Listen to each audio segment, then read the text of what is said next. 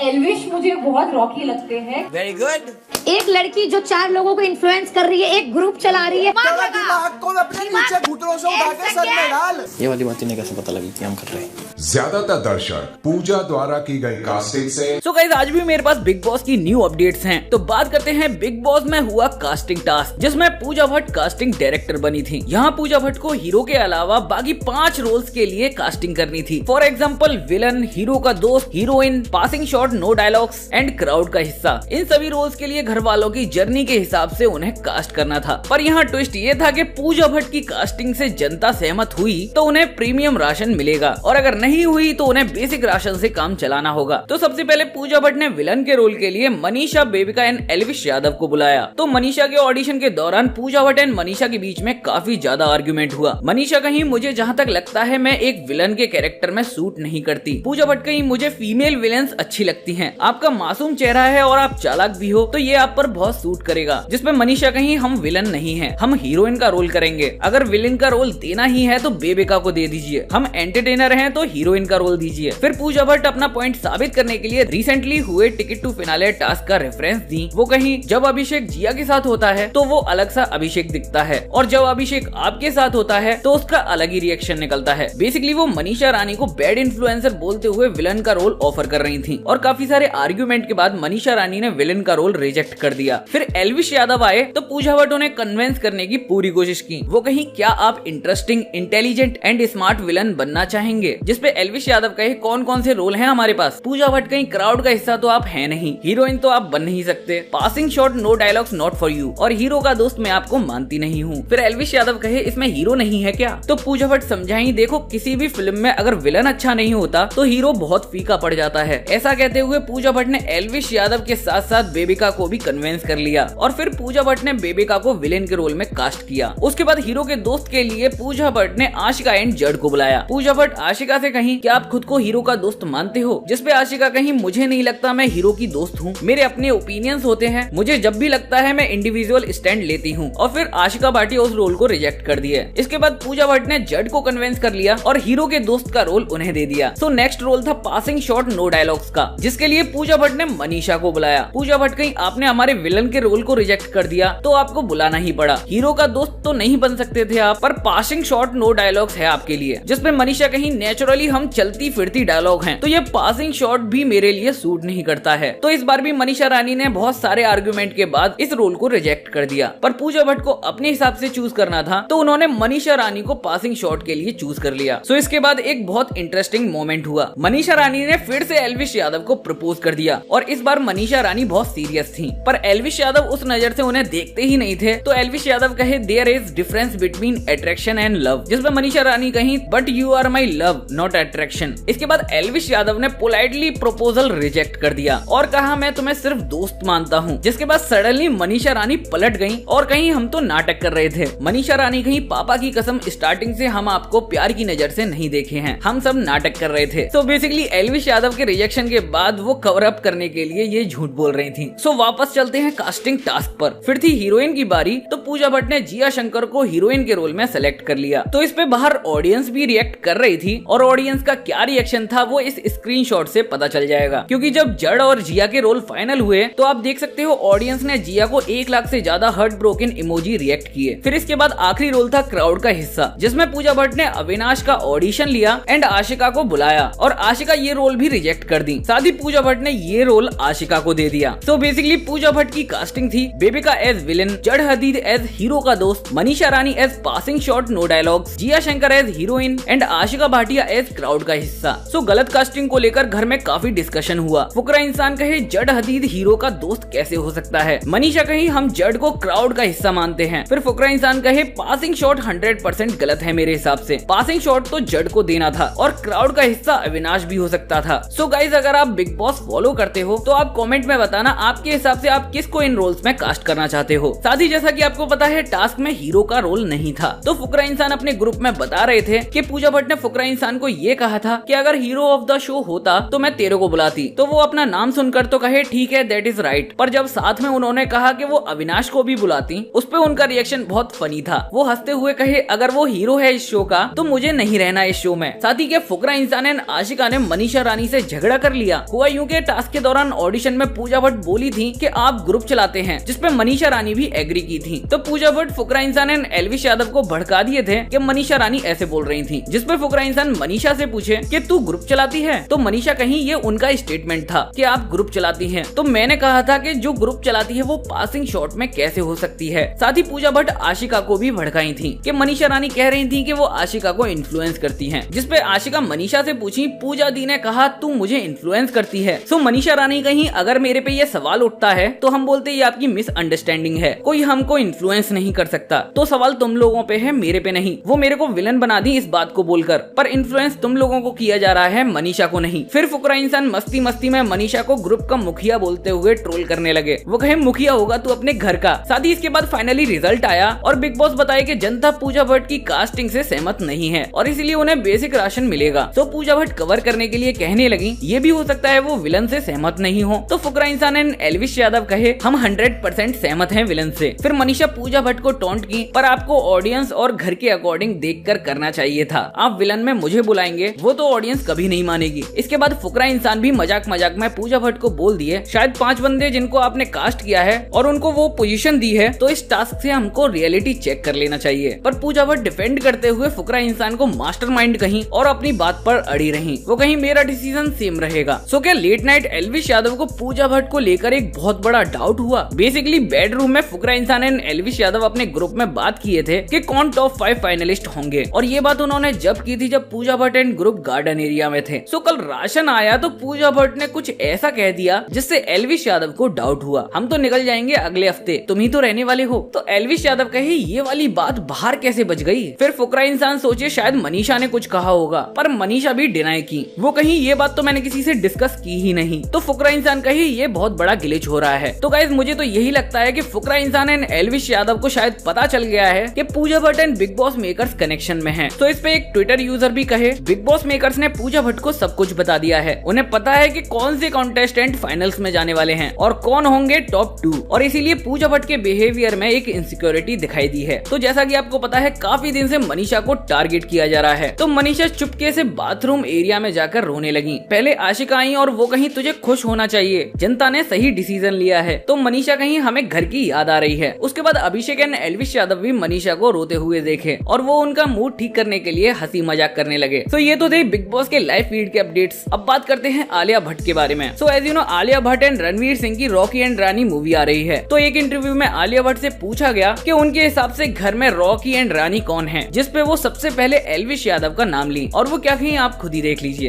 एल्विश मुझे बहुत रॉकी लगते हैं क्योंकि जैसे वो बात करते हैं और उनका जो अंदाज है, सिस्टम है, जैसे वो बोलता है और it's very entertaining, he really wears his heart on his sleeve and he is very funny. मुझे तो बहुत पसंद है। तो Elvish can be Rocky. Manisha Rani को हम लोग रानी बना देते क्योंकि उसके नाम में रानी भी है एंड आई थिंक उनकी जोड़ी काफी क्यूट लग सकती है। सो as you no Pooja Bhatt Alia Bhatt की बहन है, तो दोनों के ओपिनियंस मनीषा एंड एल्विश को लेकर अलग हैं। तो एक ट्विटर यूजर ने पूजा भट्ट को एक्सपोज कर दिया। वो क्या कहीं आप खुद ही देख लीजिए। भाई साहब आयरनी देखिए, आलिया भट्ट जिसको हीरोइन मान रही हैं, रानी वाला टैग दे रही हैं मनीषा रानी को, उसको पूजा भट्ट घर में या तो विलेन बोल रही हैं या फिर बोल रही हैं कि पासिंग शॉट नो डायलॉग वाला उसे रोल दे रही हैं, उसे वो हीरोइन वाली मान ही नहीं रही हैं।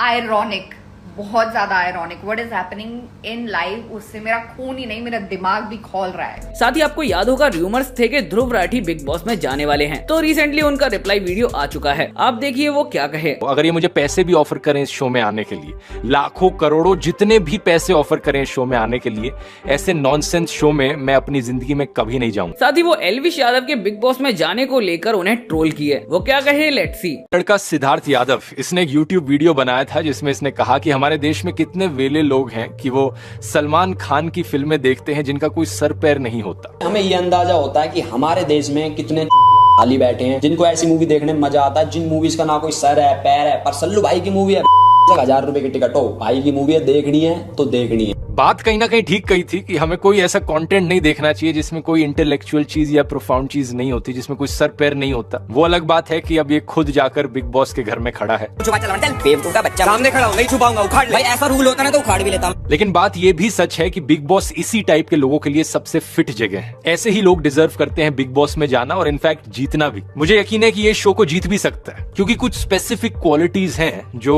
इस शो के कॉन्सेप्ट में चाहिए होती हैं, जिसके बेसिस पर ये पूरा शो चल पाता है। तो गाइज, अगर आप वीडियो को यहाँ तक देख रहे हो तो प्लीज लाइक कर देना और वीडियो अपने दोस्तों तक शेयर जरूर से कर देना। और जो भी चैनल के ऊपर नए हैं वो प्लीज सब्सक्राइब करना भूलना नहीं। मिलते हैं नेक्स्ट वीडियो में, तब तक के लिए टेक केयर।